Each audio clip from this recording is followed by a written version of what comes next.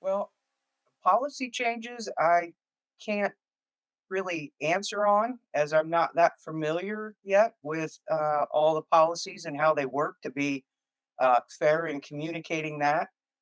I think that competitive wages gets people here. Maybe some different type of training for the employers to attract people for employment.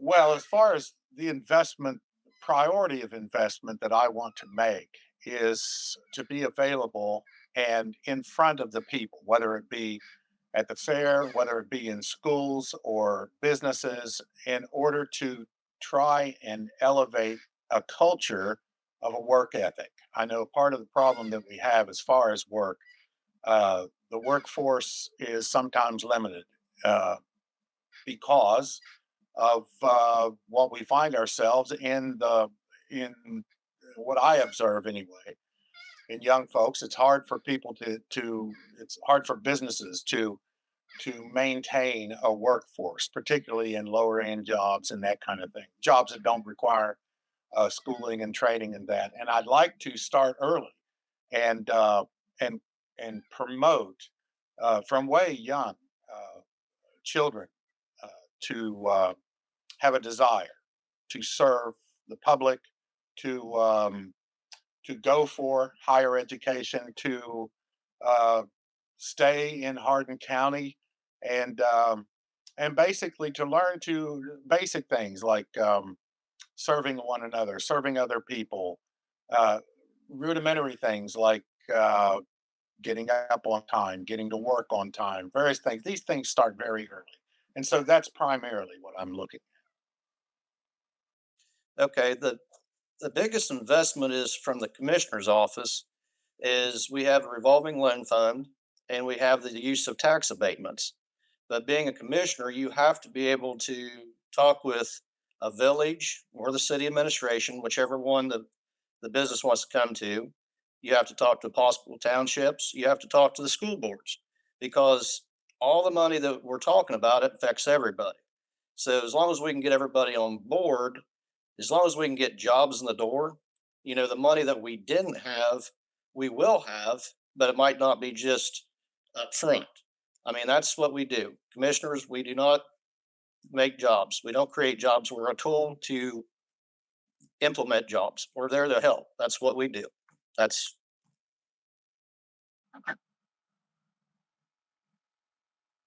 We need to increase infrastructure, of course. And one thing that I am concerned about somewhat is that it's a good thing that the county does not have any debt and does not have any bonds. But for a company to grow and for a county to grow, in my view, they have to invest infrastructure. And probably one of the best ways to do that is to have bonds, to have debt. Debt is a tool. I mean, you will not find a company out there that does not have some debt. I guess the key is the return on the debt going to exceed the cost of the investment. And I think that as a commissioner, I would explore bond issues. I mean, it's a great thing to generate money for the county and to use that money towards investment in infrastructure and things that we need. We need, obviously, we're going to have water eventually. We need to provide, some better utilities to potential industrial sites. If we're going to offer like potential sites for to lure industry to come in, we need to have utilities in place, in my view.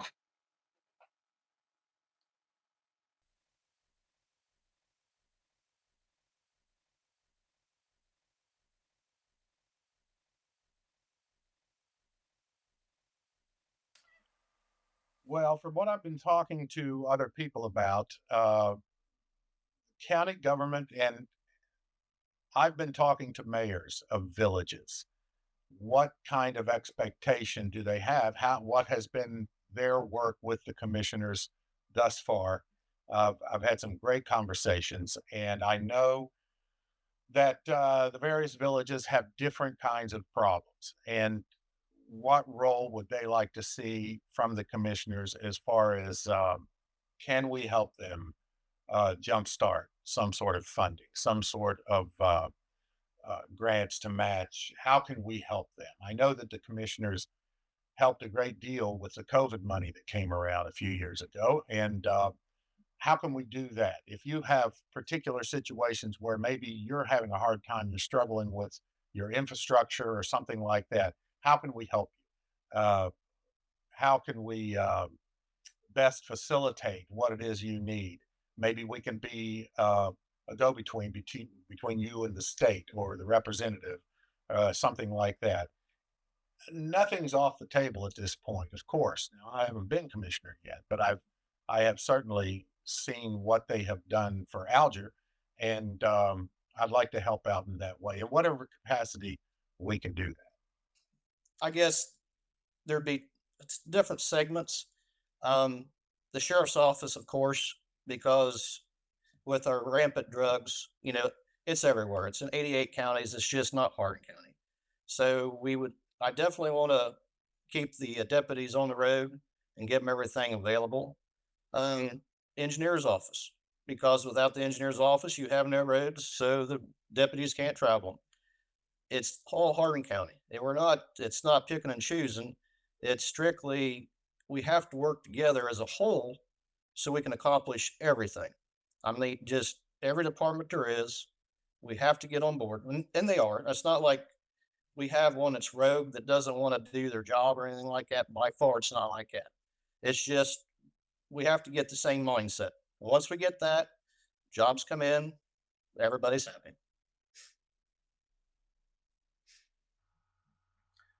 Each part of county government is important, but I'm a retired state patrol trooper, and I think that public safety is a great concern. It's a high priority of any county government. I think we have a great sheriff's office. I mean, we have a great sheriff, and Chief Burns are doing just a wonderful job in our county. And I think that they need to be supported. You know, if there's any job cuts, they're the last person to be cut, in my view. And we need to support them with modern equipment, modern cruisers, modern radios, anything that they need to keep our county safe.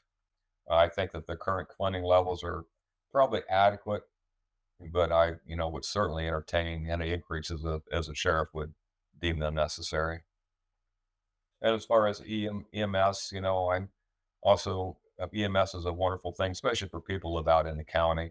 I mean, there's a lot of concern that I hear about response times. It's just the nature of the beast. It's something that I want to look at towards maybe improving our EMS in the future.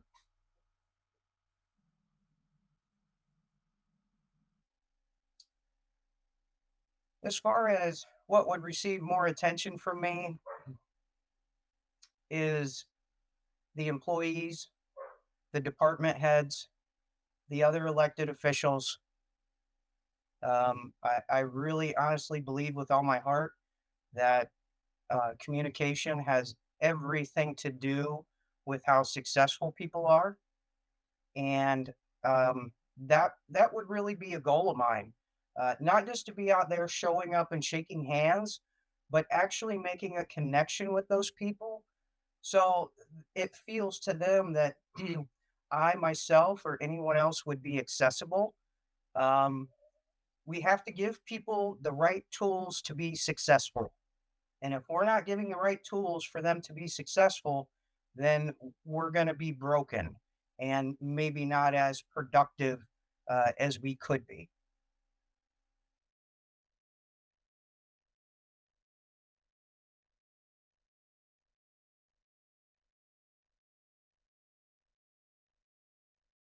As of right now, there won't be any. Basically, the only change we could make it'd be for your sales tax.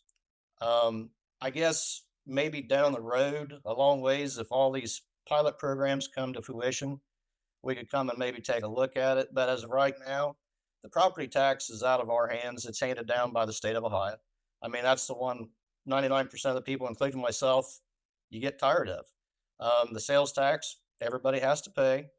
Um, I think it generated a little bit over $6 million this past year.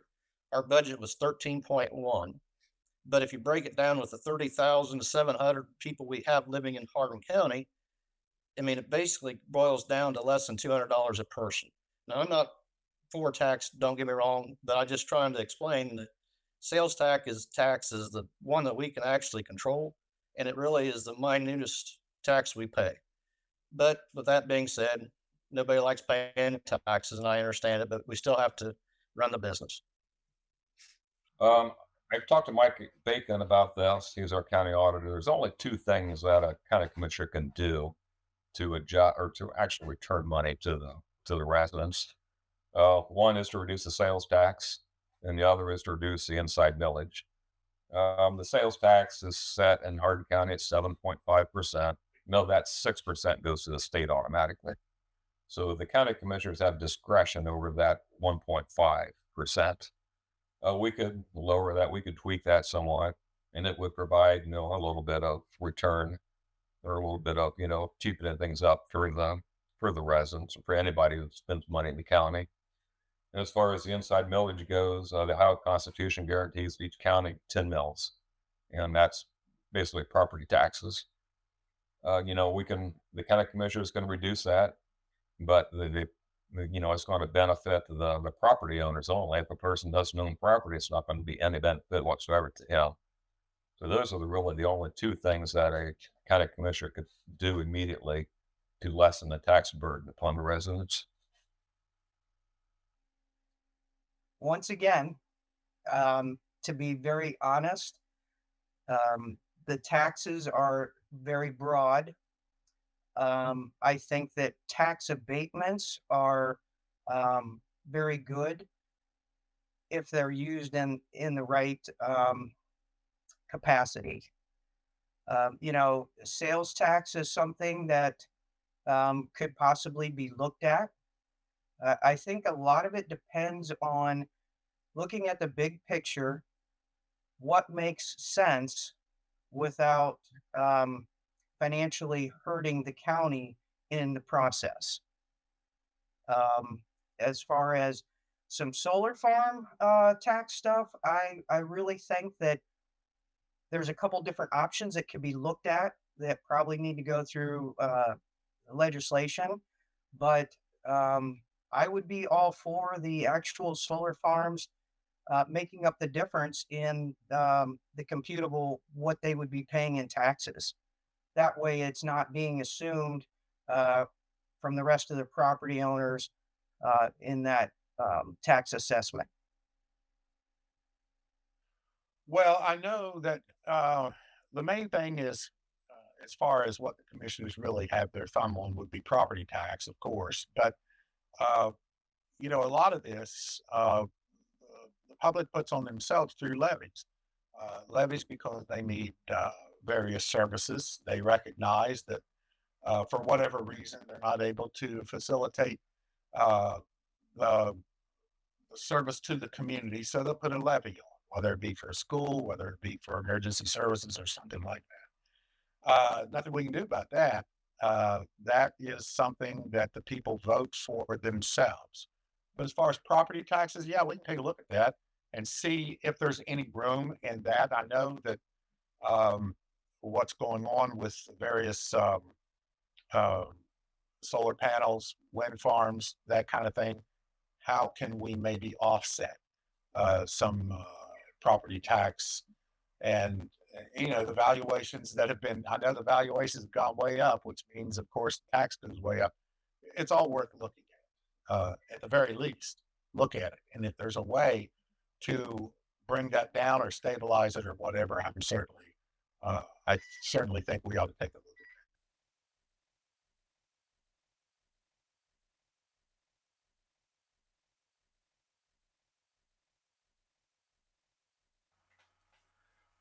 Well, there's several things that we can do. One, like I mentioned before, is invest in infrastructure. Expand water, sewer to outlying areas a little bit more to try to lure some companies in. The water plant in Canton, I mean, it's kind of stretched pretty thin.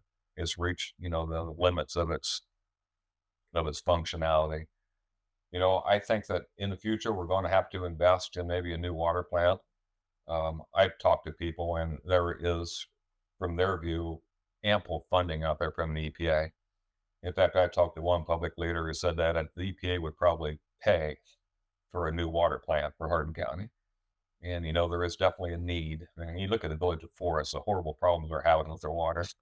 Can they handle it themselves? I don't know. But, they may come calling someday for help from the county.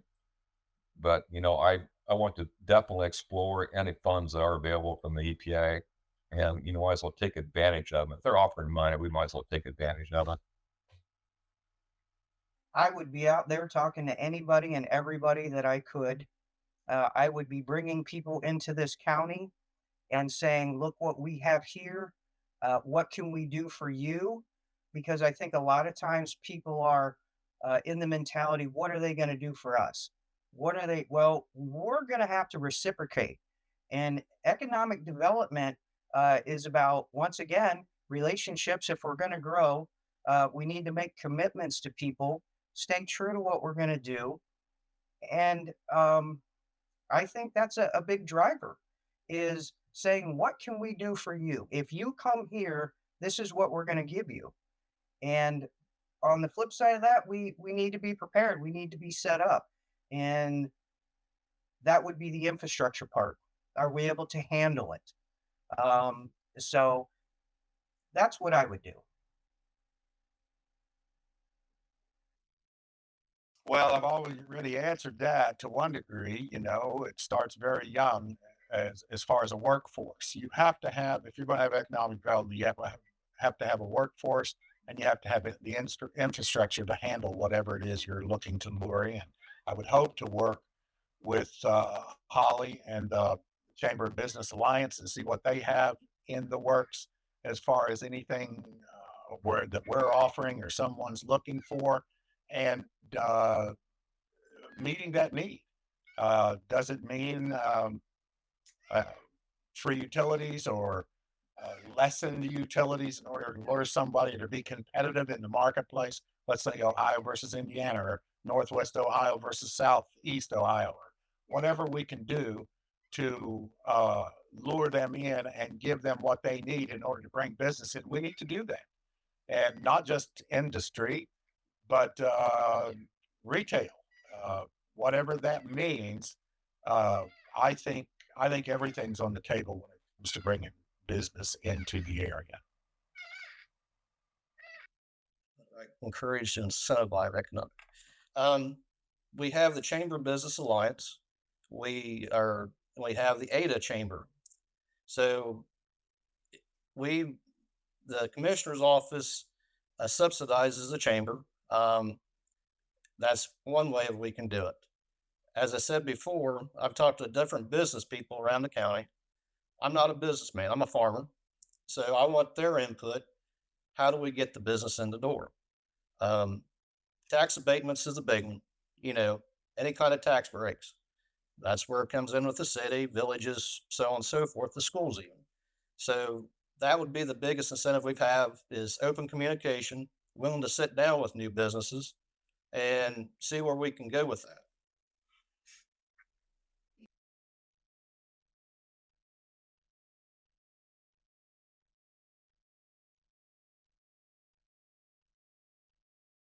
Well, as a business owner, I had to create my own budget. I had to keep track of my own expenses. Um, as a mini mart gas station pizza shop owner, we dealt and we sold lottery. So we dealt with several different accounts. Along with that comes budgeting and balancing the checkbook. There's a lot of other things that come into play with that. But the other part of it is that I work with the county budget in the Veteran Service Office. I pay all the bills. I'm familiar with how the budget works. And as looking through the budget, seeing what makes sense and maybe where do we need some answers to. And I think that I'm not afraid to ask people. If you don't ask, you don't know. And sometimes we're missing out on opportunities within the budget, I believe, if we just went and asked some questions? Well, my main experience has been as village administrator of Alger. What I did, Von Suma, the mayor, very forward-thinking man. Alger did not have a village administrator, and that was one of the first things he wanted to do. He approached me about the job. I'd never been an administrator before, and Alger had never had one before, so we were both kind of starting by the seat of our pants. First thing I did was I evaluated what they had. I saw what they needed. They needed a capital improvement plan. They needed an asset management plan. They needed good relations with the EPA. I did all of that. As far as the budget, I communicated with council what we needed. I was able to negotiate with them for a sum of money that we could glean from the utility bills that we could put in a dedicated budget for infrastructure alone. That way, we would have money to do things, but not only money to immediately do things, which we have done several through infrastructure, also to have matching funds to go after bigger monies. That pot now is growing. If we don't need it, it just continues to grow. And that's cumulative to being able to put forth a match that will win a grant. And we have been able to do that a few times as well. Well, being a township trustee, we go through the budgets every year. The fiscal officer prepares them because that's what they do, but we oversee it to see if we want to increase a certain area for roads or ditches or whatever we're doing. Also with the Grove Cemetery Board, we do the same thing there. We have employees, so you go over the budget as far as increases in salaries, if there's benefits, what are we planning on doing as far as expenditures for the year, buying a new mower, new backhoe, you plan ahead, and that's what we do. I am a trustee on one of Ohio's 5 retirement systems. There's a PERS, STRS, SERS, Police and Fire, and Highway Patrol. I'm an elected trustee for Highway Patrol, and we have a $1.1 billion budget and a $1.1 billion fund, that is to say. And I'm an integral part in approving the budget for the administration for the retirement system. So, yeah, I mean, it's something that any trustee should have to does do, and any board member needs to do. So I've done it for about 4 or 5 years now. So I'm very familiar with how it works, and I would have no problem, I don't think, getting a good budget for Hardin County.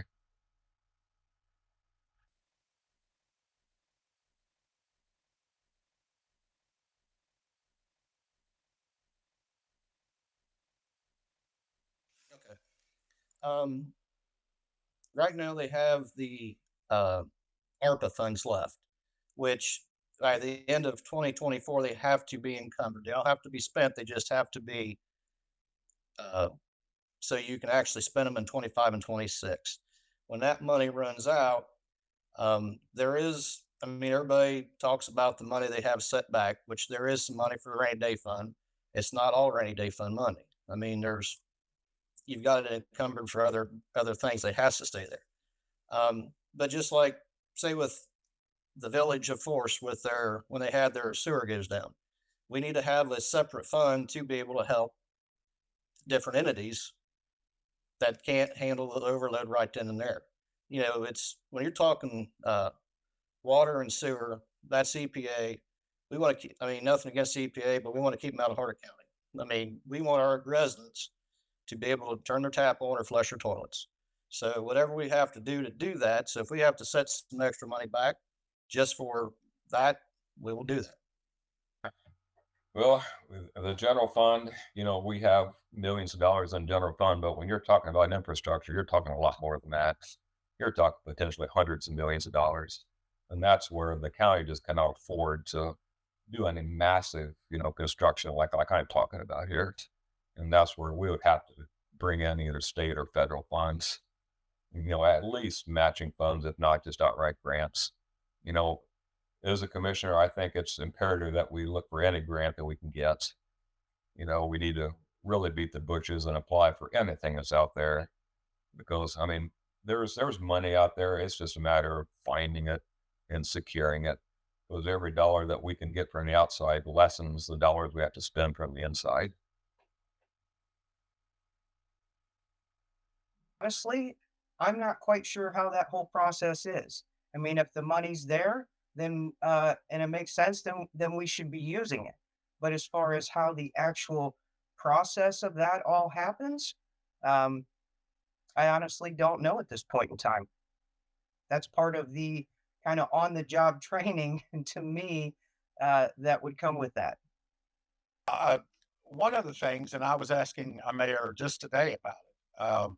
I know when the COVID money was made available, and after it was dispersed, I know the commissioners had a stockpile of some more money that had not been dispersed, and they let the villages know, if you have a need, let us know, and we'll see what we can do. Now, my understanding, at least what I was told, was that they wanted to be as equitable as possible about it. In other words, if let's say Alger got $55,000 over and above what we originally got, so that we could do some more things. And what I was told was, we're trying to do this for all the villages. In other words, we do this for you, and we're trying to give every village around 50,000, that kind of thing. Well, I know of one village in particular uh, that is having major infrastructure issues right now. I mean, there's an EPA situation. There's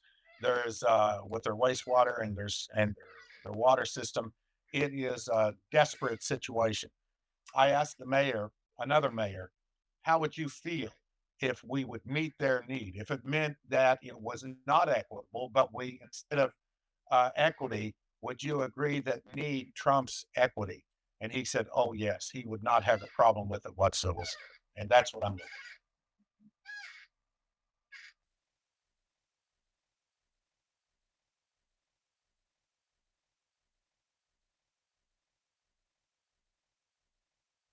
In my view, the expenditure of the county funds is done on a priority basis. If I evaluate the situation and find that the county fair is high in a priority list, then it should be given consideration. But if it's not, then not. That's it's pretty clear. I mean, the county commissioner is responsible. He has a fiduciary duty to every citizen in the county, because every dollar that the county owns comes from tax dollars from its residents, and it's not fair to spend money that doesn't want to benefit everybody in the county, unless it is a priority expenditure. So I guess it's pretty much evaluated on, who's it going to benefit, and if the benefits outweigh the cost, and it's a priority enough, then I would have no problem funding it. But I mean, it would be in competition with everybody else in my view. Once again, if it makes sense, um, then why wouldn't we want to support that? There's a lot of people that come to our fair. We have a very nice fair. As far as funding the entire project, I can't answer that. I believe there are some funds that are available that are going to help with that project. But yeah, absolutely. I mean, if the money's there and it makes sense, and you're going to get some sort of return on it, then I believe it would definitely be something to be looked at. I think we ought to use whatever we're able to use. The county fair, I think, is probably, well, I'm biased. Come on, I raised all my children in the county fair, and it was one of the greatest things that we ever did. We promoted it at every turn. Matter of fact, as you know, we started the poultry banquet because we believe that that is the entry point, especially for town people, village people. You can raise a chicken in a garage. It doesn't take a lot of space, doesn't take a lot of food, a lot of money. It's a wonderful entry point. And so we believe in the fair. And and I know that what they're thinking about, I tell you, I hope that they have a similar arena at the very least, because that arena is the bomb. I love that place. Um, I don't know what the plans look like yet. I think I saw it a couple of years ago, some preliminary stuff, but yeah, if we can do it, I think we ought to do it because I think the fair is a primary focus. Agriculture is a primary focus of Hardin County. I mean, come on. We've got all this land and we've got all these farmers, and what do we have? A handful of villages dotted around. I mean, this is a giant field with a few villages in it and a county seat. Let's go for it. Well, let's say it. I love it. We are Hardin County. The fair is the biggest item Hardin County has. It's I I grew up showing cattle and hogs at the Hardin County Fair. My kids showed cattle. We have to support it. Now, we have private businesses that want to support it. We have individuals, fine, but at the end of the day, it's still county property. So we have to be the ones that make sure it gets done. So I'm all for supporting the county fair, the new buildings are planning, the infrastructure we need to do to make it well, it is the best fair in Ohio, bar none. So I just want to make it so we're not even considered for second place. That's just how it has to be.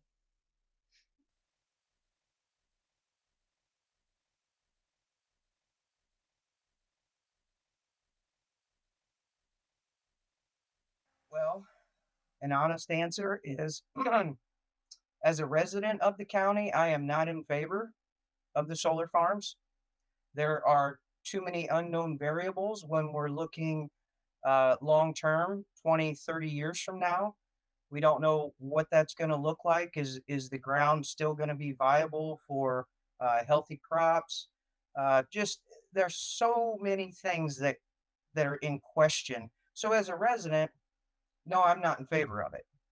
Um, as a county commissioner, um, I would be in favor of it. County government runs like a business. And when you're in business, you have to look at some viable sources that make sense.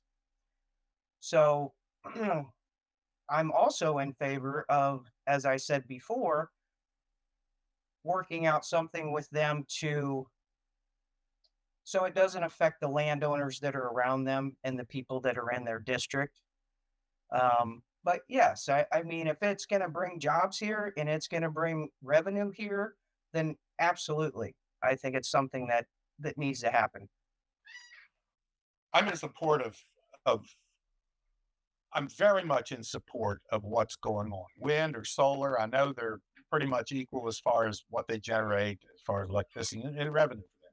But uh, yes, I think personally, I'm much in favor of it. But all the business has to be upfront. In other words, all the negotiation has to be proper.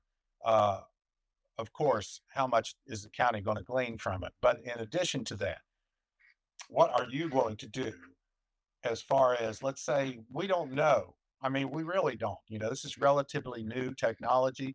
Um, how long is it going to last? What's going to happen in the end game? In other words, if it turns out that this is a fad, and I'm not saying it is, but let's say it turns out that the temperament toward these things and like, well, it's not really well said or whatever. Um, how are you going to get out of here? Uh, is it going to be the responsibility of the company? I believe absolutely a farmer, if he has acres of land, he ought to be able to do whatever he wants to with it. And he ought to be able to lease to whomever he wants to. And I'm about that, all about that. But for the neighbors, do we have to have buffer zones? Do we have to create mounds with grass and trees to so that they don't have this eyesore that they have to look out the front door and that all of that is preliminary and all of that has to be negotiated. If we do that well, this would be great. Do not support incentives. The incentives come from the federal government that shouldn't come from the county. The county is the one that's supplying the grant as far as the individual, the farmers, the landowners. That's their incentive. We, as everybody, pays the incentive through the federal government because it's a tax break. So for the county, no, I'm not incentivizing that at all. They get enough of our own money. So, but in return, when they do put it in, we get pilot money. So it's kind of a fair trade, I guess. No, I do not, because I don't think they need incentives. I mean, they're a business.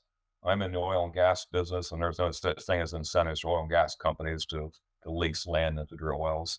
And I think the solar and wind is pretty much identical as far as um, any other type of energy system goes, as far as leasing and the title and everything else. The oil and gas, or not oil and gas, but the solar people are proliferating this county, and they don't need any help. I mean, they're doing it just fine themselves. And it's pretty much up to the landowner as to whether or not they will allow the solar to be built on their property. I'm a very strong advocate of property rights. The Ohio Constitution, if you read the very first sentence of the Ohio Constitution, it guarantees every citizen the right to acquire, possess, and protect their property. And that means they can either let an oil and gas or they can let a solar company build on their premises or not. And the property owner is the decision maker. It's a personal contract between the property owner and the company, and I see no reason for the government to be a middleman to interfere with the end of that business relationship unless there is some type of a legal issue or there's interference with other people's property rights.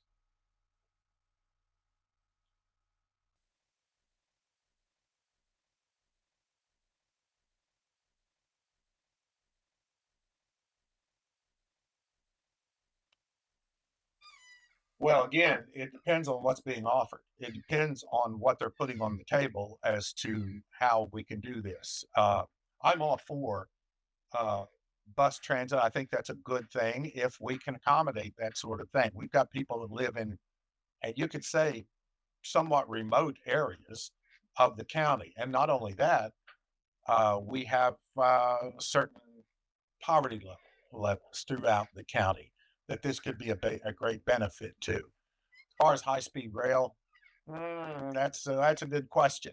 We're going to have to see what all goes into that, and we're going to have to make very wise decisions. I don't know. I mean, can it be a boon for the county? If it is, then sure. Anything's on the table, but I don't know where that is right now. But I think yes, a countywide um, transit system would not be a bad thing. The bus situation, I'm all for it because it's localized. It helps everybody in Hardin County, from one end to the other. They have the new one coming in July. The commissioners that's in there now, they're for it. I'm totally for it because, like I said, we are small. It's not like Columbus where you have Coda running every 5 minutes and nobody rides. Hardin County, you will have people ride it. The rail system, no, I'm sorry. That's for me. I don't think it's going to benefit Hardin County one iota. I think it's actually going to be, um, what's the word I want to look? We've got trains coming through, freight trains. That's what we're about, and people are tired of them the way they are because just if they would just move off the tracks so people get through, I think everybody be happy. But at high speed, some of the, yeah, I'm no, not at all. I'm very excited about the bus coming to Hardin County and reaching the outliers in this county because there are a lot of people who do not have quick access to get into town. And I think that it's a great function of county government to be able to provide such an important feature for its citizens. And I'm excited to see it come to Hardin County, and I support it. As far as the high speed rail goes, railways are governed by the Federal Railroad Administration. It's a federal function, and I understand there's some state sponsorship as well. Um, I guess I'm more of a wait and see that actually happens before I would be willing to commit any county dollars towards such a project. In my view, it's purely speculative right now. We've heard this before over the past 30 years. Talks of high speed rail come to Hardin County, they come and they go. And I guess I'd be more interested in waiting to see what happens before I'd be willing to actually commit dollars to something like this. Because you're talking railroad infrastructure, it's hundreds of millions, if not billions of dollars. And Hardin County cannot afford anything like that. So I would just take a wait and see attitude and see what happens. As far as I'm assuming the question is regarding the HATS transportation.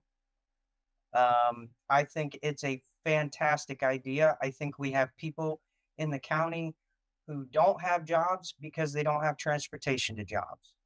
I also believe that there are people who, for whatever reason, whether they're handicapped, elderly, they don't drive. Those type of people need transportation to get to their appointments, to get their medications. The other thing is hopefully it would cut down on people who are walking out to Walmart all the time. That is a very heavily traveled area.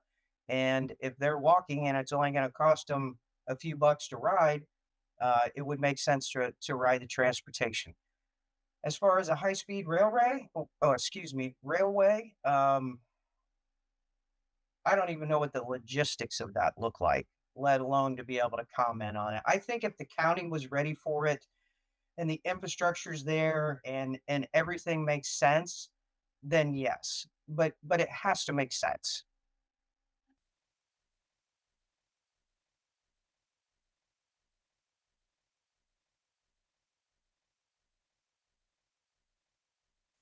That's a very good question. Um, I believe all of them could use it, but if they're just one area, um, I guess probably I would like to keep, as I said before, I don't like to see revolving door. The sheriff's department, I mean, they're the ones that seen the most. Um, as for job growth, that's one of the keys. You got to have EMAs, you got a fire department, which we're not part of. So the sheriff's department would fall underneath that. So as a politician, when you take just one entity out of the whole realm of what we do, everybody's not going to be happy. But if if I had my choice, it would probably be the sheriff's department, just for public safety. Uh, Public safety, in my view, is the priority for any government. As I said before, I would like to explore, countywide EMS. I've talked to people. In fact, I talked to the BKP people last night at the Hardin County Township Association's meeting at the sheriff's office. We talked at length. I mean, those folks are just doing an outstanding job with what they have, but the cost of things are just becoming so high. The cost of equipment, the cost of recertifications, and it become prohibitive, and volunteerism is just at such a low level. I mean, these EMS and fire departments, they just cannot get people to volunteer anymore. And I used to live in Delaware County decades ago, but they had countywide EMS, and that was a wonderful thing. And I would just like just kick it around, just kind of just see what would be available, and just kind of play it around to see if it would be something that we were willing to explore, and see if the cost would exceed the benefits. And, you know, I I like to look ahead 20, 30 years, and the time for planning is now, and we need to start exploring some options and see if they would be suitable to pursue. Mental health and addiction, along with um, programs for the children, um, programs for people who are low income. Um, that's we need to help those people to rise above a little bit. And sometimes people just need a helping hand. And I've said before, um, right, wrong, or indifferent, there's a very fine line between help and enabling. And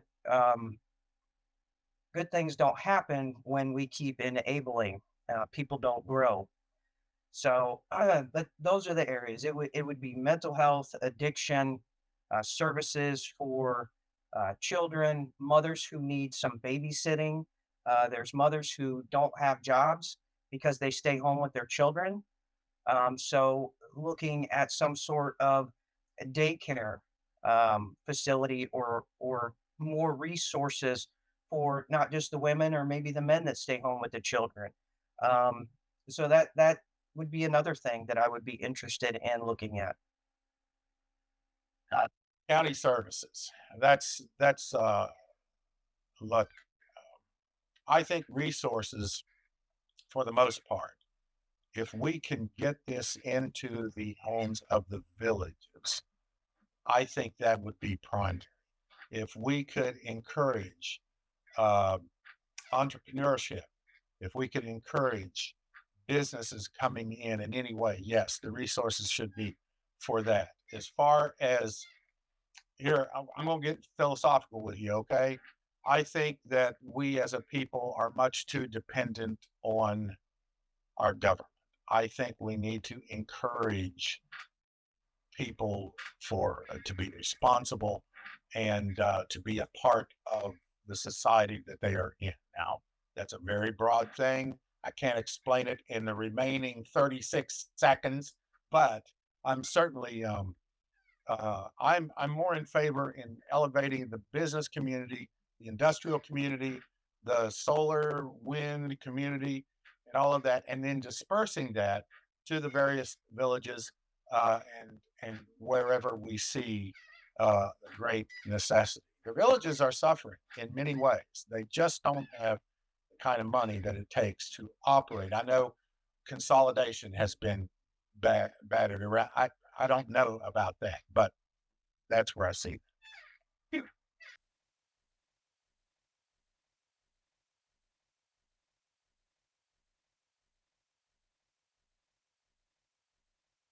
Yes, I do. The sheriff's office, they're stepping up and taking over the function of the dog warden. I think that's a good exercise of their power and their authority. Of the dog warden, it has enforcement powers, and so does the sheriff. In fact, they're probably the only two entities in the county that do. Well, I guess the county courthouse people do as well, but I think it's a legitimate exercise of the sheriff's office's duties and their abilities to take over the dog warden. If something were to happen in the future where we could have a standalone dog warden, office again like we've had in the past, and we can explore that option in the future. But as for now, I support what they're doing. At first, no, I did not support it. Um, After I thought about it, um, did a little bit of research, I believe that if Keith can make this work, him and his deputies, I think it'll be a good fit for them. Um, I'm trying to be very cautious because it is a sticky subject with some in the community. What I guess what I'm asking is that what's already has happened, and moving forward, let's take it as a positive because we can't change what has happened in the past. And finger on the pulse, training. There's a lot of different things that may have affected that decision differently um, a few years ago up to present. But no, I think, there's other counties who operate that way, who their dog warden is under their sheriff's department. And from what I've heard, it's worked out well. So we'll hope for the same here in our county. I do, because first off, it's a very difficult job. It's a revolving door because they just don't they don't think it's worth it, frankly. The department, I think. Now, I haven't talked to Keith about this. I briefly talked to Scott a little bit about it, but I think it is a good fit. What happens is when you have the situation with stray dogs or violent dogs or whatever, you can get into some pretty hairy predicaments. Oftentimes, the dog is representative of the people that own it. That requires uh, sheriff involvement, and I think sometimes the sheriff already gets involved. Now, I know they probably don't want to do that. I don't know. I haven't talked to Keith, but I think that we could structure it in a way where, yes, indeed, it could flow through the sheriff's department. I know that the problem is not keeping someone housing the dogs. We need somebody there, I think, all the time. I know one time, for a period of time, we only had one dog warden. They were responsible for both on the premises and going out in the county. You have to no, you have to have somebody on the premises to be able to deal with what comes in and goes out and that. But then you also need someone going out there, and I think that's where the sheriff fits in having to go out to houses and that. Yes, I think it was an excellent idea as far as for the sheriff to graciously take over the dog shelter.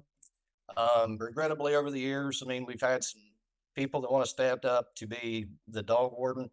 I think they've done a good job, but through um, just the way it's set up, the hours they have to keep, they're on call 24/7. Um, they get burned out.